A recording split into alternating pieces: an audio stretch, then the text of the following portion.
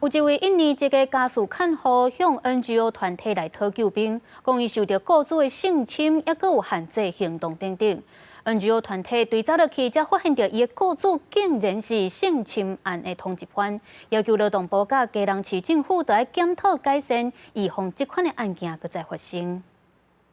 Saya berharap jangan sampai ada korban lagi seperti saya。想起互人虐待痛苦的过去，来台湾做看护工的被害者，伫 NGO 团体陪伴之下参加记者会，讲过去9个月，互人请到基隆一号服务，却根本无看到需要照顾的老大人，各指控遭到头家性侵限制行动。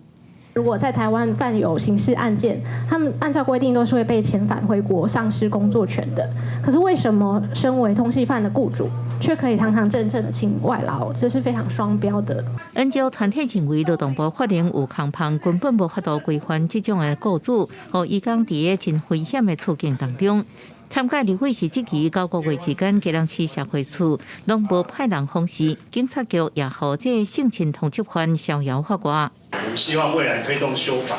可以把这样的一个范围、对象以及不同的阶段，